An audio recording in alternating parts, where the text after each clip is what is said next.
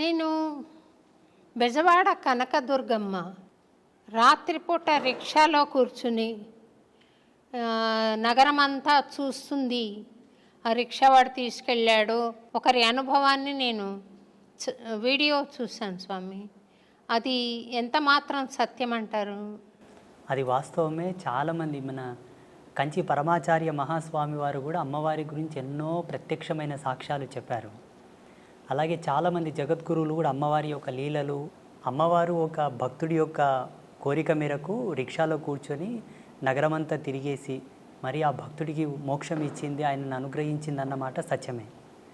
ఈ అనుభవాన్ని చాలామంది జగద్గురువులు, గొప్ప గొప్ప పీఠాధిపతులు కూడా వర్ణించి ఉన్నారు. చాలామంది మహాత్ములు కూడా వారి సంభాషణలో వీటి ప్రస్తావన చెప్పారు. భక్తుల యొక్క ఉద్ధరణ కొరకు 10 మందికి సాక్ష్యం కావాలి కదమ్మా. ఇప్పుడు ఏదైనా ఒక ప్రత్యక్ష సాక్ష్యం ఉంటేనే నమ్మేటటువంటి జనాలు తయారైనరు. ఇప్పుడు ఈ మధ్యలో కూడా చాలామందికి స్వామీజీలు కూడా అమ్మవారితో చేసిన అనుభవాలు చెబుతూ ఉన్నారు. వారు అక్కడ వెళ్ళినప్పుడు అమ్మవారు వారికి ఇచ్చేటటువంటి దర్శనం, వారితో చెప్పేటటువంటి మాట తీరు అంతయు కూడా సామాన్య ప్రజలకు వర్ణిస్తూ ఉన్నారు, చెబుతూ ఉన్నారు. అది జరిగిన మాట వాస్తవమే, అది జరిగింది. కొన్ని సంవత్సరాల క్రితం నేను ఒక చిన్న వీడియో చూశాను స్వామి.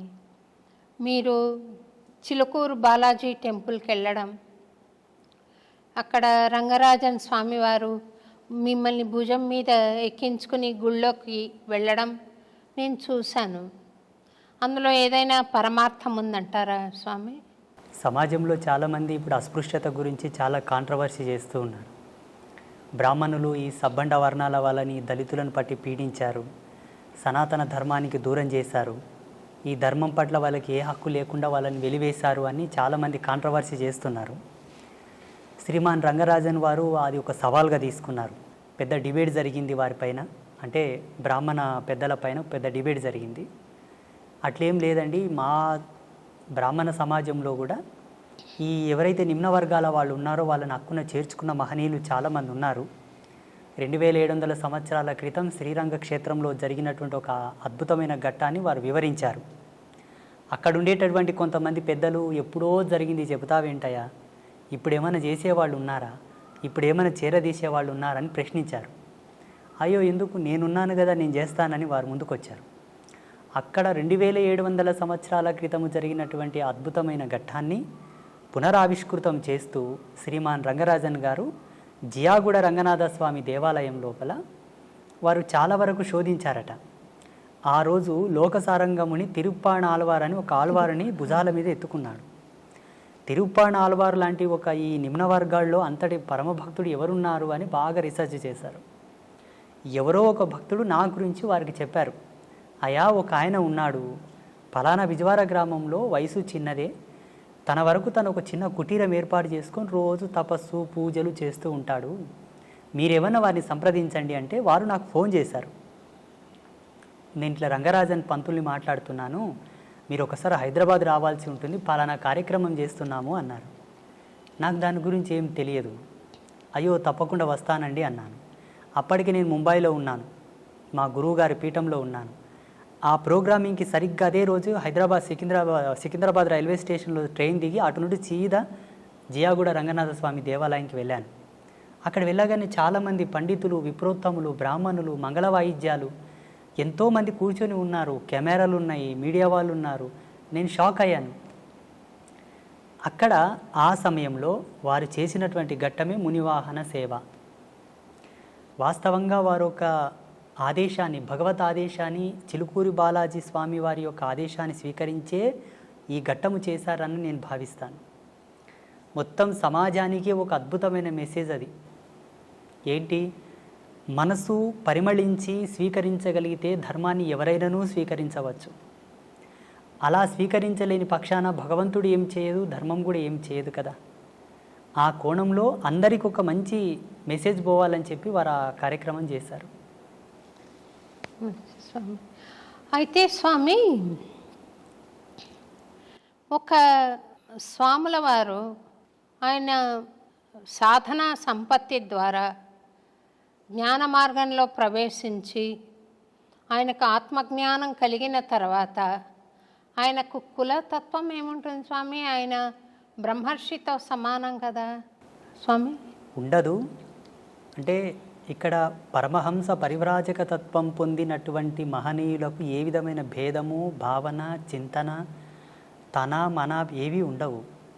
ఆ బోటి జ్ఞానులు సమాజంలో అందరూ ఉండి ఉంటే ఇంతటి ప్రశ్న, ఇంతటి సమాధానం మనకు అవసరం ఉండేది కాదు.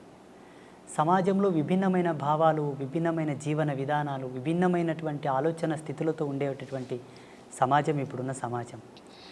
అందరికీ సమాధానం చెప్పగలిగేటటువంటి క్రియ ఒకటి జరగాలి. అందుకు పరమాత్మనే ఎందుకు ఆహుతి కాకూడదు? ఆ పరమాత్మ యొక్క భక్తుడే ఎందుకు సమిధ కాకూడదు? ఆ సమాధానము జ్వాలల్లో కాలడానికి, ఆ సమాధానపు చర్యకు ఆహుతైనటువంటి జ్వాలగా, ఆ సమిధగానే రంగరాజన్ గారు నేనిద్దరం మారడం జరిగింది. ఇక్కడ ఉండేటటువంటి స్వామీజీకి ఆ భేదము లేదు, అక్కడ ఉండేటటువంటి స్వామికి ఏ భేదము లేదు. కానీ సమాజంలో ఎవరికి కూడా సందేహం లేకుండా, ఏ ఒక్కరికి, పండితుడి నుంచి పామరుని వరకు అందరికీ సమానమైనటువంటి ఒక సమాధాన ప్రేరేపకమే ఆ మునివాహన సేవ. నాలో వాళ్ళు కులము చూడలేదు, నాలో వాళ్ళు వర్గభేదము చూడలేదు. సమాజంలో ఎక్కడి నుంచి అని తీసుకున్నావు అన్న ప్రశ్న వస్తుంది. ఆనాడు తిరుప్పాణాళ్వారు పుట్టినటువంటి కమ్యూనిటీ ఏమిటి? ఈనాడు నువ్వు పునరావృతం చేస్తున్నటువంటి కమ్యూనిటీ వాళ్ళు ఎవరు? ఆయన భాగవతుడా, భక్తుడా, భగవంతుడా, స్వామీజీయా, సన్యాసియా పక్కన పెడితే వర్గీకరణ ప్రకారంగా దృశ్యంతో చూసేవాళ్ళు ఉన్నారు ఇప్పుడు సామాన్యులు. వారి కోరకై నన్ను ఎంచుకొని నన్ను వారు ఆ కార్యక్రమంలో స్వామివారే ముందుకు తెచ్చారు. మీరన్న భావనతో ఎక్కడ కూడా భేదం అక్కడ లేదు, నాలో లేదు, వారిలో లేదు. జనాలలో కోసం, జనబాహుల్యంలో అది ఒక మంచి నిర్దేశకం కావాలి కాబట్టి వారు తీసుకోవడం జరిగింది. అంటే ఆదిశంకరాచార్యుల వారు మహాజ్ఞాన సంపన్నులైనా కూడా ఈ చిన్న భేదభావం వారిలో ఇంకా ఉందని సాక్షాత్తు ఆదిశంకరాచార్యుల వారే ఒక చండాలుడి వేషంలో వచ్చి అడ్డొస్తే తొలగమన్నారని. దేన్ని తొలగమంటావు? శరీరాన్ని తొలగమంటావా? ఆత్మను తొలగమంటావా? శరీరం నశ్వరం, ఆత్మ అనశ్వరం కదా, మరి దేన్ని తొలగమంటావు అని పవిత్రమైన ఆత్మన దాన్ని భరిస్తున్న శరీరాన్న అని అడిగాడని చెప్తారు కదా స్వామి, అది సత్యమేనా? సత్యమే. ఇలా శంకరాచార్యుల వారి జీవితంలో ఎన్నో ఎన్నో సాక్ష్యాలు ఉన్నాయి.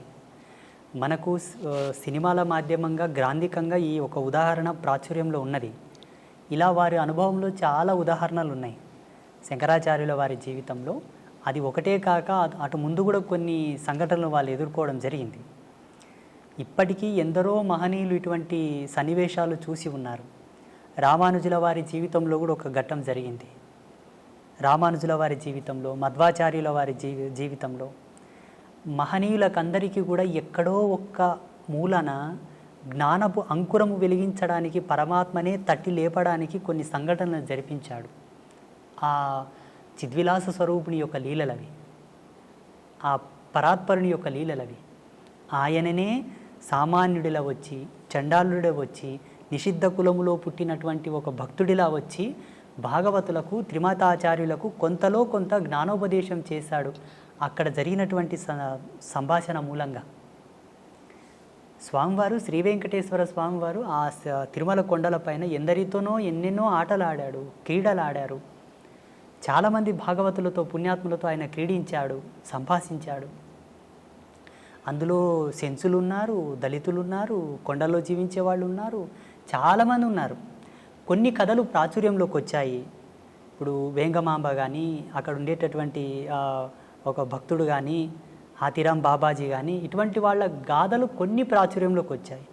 మరుగున పడిపోయిన చరిత్రలు చాలా ఉన్నాయమ్మా. స్వామి ఎందరెందరితోనో సంభాషించినటువంటి కథలు చాలా ఉన్నాయి.